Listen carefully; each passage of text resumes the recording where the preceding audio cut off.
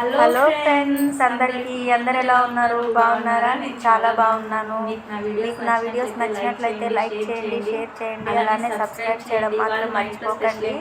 ఇవాళ మా ఇంట్లో స్పెషల్ వచ్చేసి మటన్ కర్రీ చేస్తున్నాను. ఇది మా వారి దగ్గర నుంచి చూసి నేర్చుకున్నాను నేను.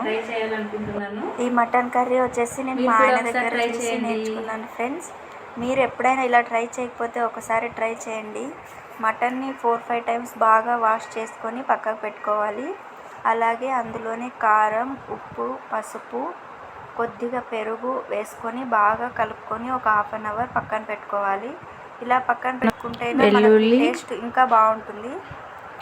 అలాగే ఒక మిక్సీ జార్ తీసుకొని అందులో వెల్లుల్లి, కొత్తిమీర, అల్లం, చెక్క, లవంగం, కొద్దిగా కొబ్బరి వేసుకొని బాగా మెత్తగా పేస్ట్ లాగా చేసుకోవాలి.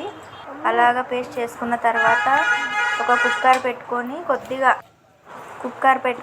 కొద్దిగా ఆయిల్ వేసుకొని, ఆయిల్ వేడైన తర్వాత కొద్దిగా బిర్యానీ ఆకు, బిర్యానీ పువ్వు, అనాస్ పువ్వు వేసుకొని బాగా ఫ్రై చేసుకోవాలి.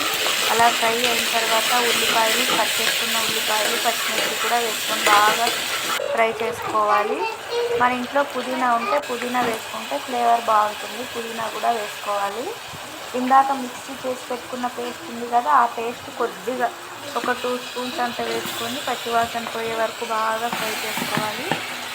ఫ్రై అయిన తర్వాత మనం ఇందాక మటన్ కలిపి పెట్టుకున్నాం కదా, బాగా ఆ కలిపి పెట్టుకున్న మటన్ కూడా వేసి బాగా కుక్ చేసుకోవాలి. కొద్దిగా కుక్ అయిన తర్వాత ఒక చిన్న టమాటా ముక్కను వేసుకొని బాగా బాయిల్ చేసుకోవాలి. ఎందుకంటే మటన్ జల్దీ ఉడకదు కదా, అందుకే మనం బాగా ఫ్రై చేసుకోవాలి. చూడండి ఎంత బాగా వాటర్ మొత్తం, కొంచెం కూడా వాటర్ వేయలే, వాటర్ మొత్తం రిలీజ్ అయింది.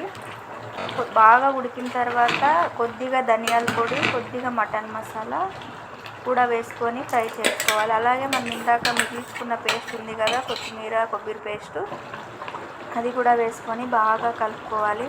ఇలా ఆయిల్ మొత్తం పైకి రావాలి. చూడండి ఫ్రెండ్స్, ఇలా ఆయిల్ మొత్తం పైకి వచ్చే వరకు కలుపుకోవాలి.